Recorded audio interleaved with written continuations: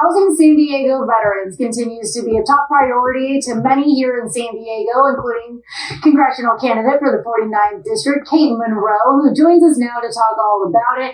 And Kate, you haven't announced that yet here on KUSI, so congratulations. Thank you so much. A lot of different political figures and a lot of issues that I know that you hope to tackle. So talk a little bit about your campaign and why you decided to run. Well, a lot of things brought me to run. I've been on here a lot talking about Veterans Affairs, border the other day, homeless, lawlessness, drugs. And I think when you actually go out and interact in your community and you see these giant problems and you're a solution provider, you can't just watch the train wreck. You got to get people off the tracks. And as a Marine Corps veteran, I think it was my time to step up and go serve, my country again, serve my area. That's one thing. The other thing is I've written congressional legislation. I crafted the framework of the Veteran Entrepreneur Act, and that took a lot of, bipartisan, bicameral support. So I know how to build those coalitions. I've already done some congressional work, which most other candidates have never done before. And I have a 6-year-old. And the state of our nation, I grew up in the Reagan era, and that country does not exist for my child. And I think a lot of parents are ready for someone to stand up for their kids. My little son came home at the end of last year and said, I could marry a little boy if I want. I could be a girl. But he was only 5. Yeah. That's just too early for us to be talking to our kids about that. And I also say we got to demand better. And I looked in the mirror and said, it's me. I have to demand better of myself so I can demand better of our nation. So I think those are the big reasons that I decided to run. Well, I think that we need more people in office that are just like you, that go and see the issues firsthand and see it with their very own eyes. Yes. You mentioned the border, and here in San Diego, we've had over 10,000 migrants dropped off on our streets at transit centers or the airport.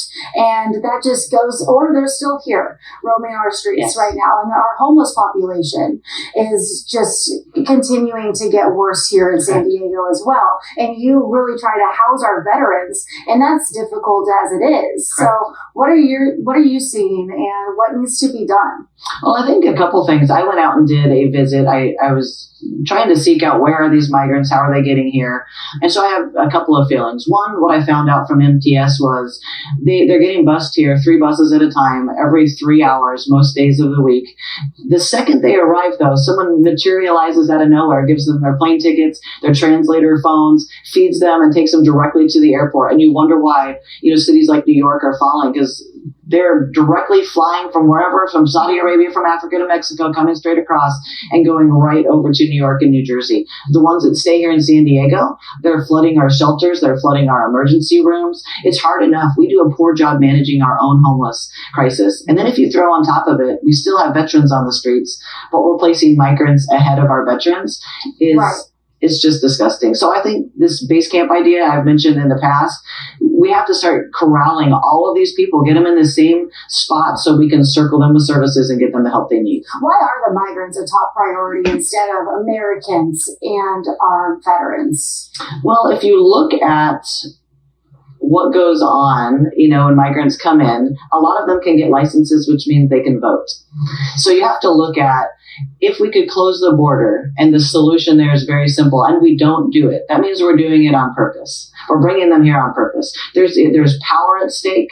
There's profit at stake. None of these things are on accident. This is not people being stupid, leaving the border open. They're doing it on purpose. And that's one of the other reasons that I want to run. Somebody has to stand up and say, all of this is by design. And if you don't like this, we need to, as a group, go and change this for ourselves. How many homeless veterans do we have here in San Diego that are living on our streets? At any given time, there's a known quantity of 700 to 1,000, but I think that that's very low by half, because when I go talk to veterans, it takes me almost 10 minutes for them to even tell me they are a veteran, and I'm a veteran, and they know that I help veterans. So they're very proud. So all these people that go out and survey, most of these veterans will not tell them that they were in the military because they're too proud to tell them and ask for that help. So I think we have closer to 2,000 veterans, in my opinion. What needs to be done?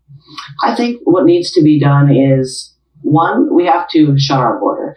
2, we have to actually start prosecuting crime. No more of this lawlessness. And my base camp idea, I really feel like if we build infrastructured sanctioned camping where we can rehab people, get them on their mental health track, get all the newly homeless people, get their jobs back, get their IDs back, get them back on the road to success, I think that's what needs to be done. Harsh, hard love, or killing people with compassion, no more of that. We'll talk more about the reason that you are running for the 49th congressional seat and why you're a better fit. Who are you running against? I'm running against the incumbent, Mike Levin, which I think inevitably it's going to be he and I next November. You know, I'm a Marine Corps veteran, so I have big plans to take out Mike Levin out of that 49th seat. But Margarita Wilkinson is running, Cheryl Adams, and Matt Gunderson. I will say this, my fellow Republican candidates are all very nice people.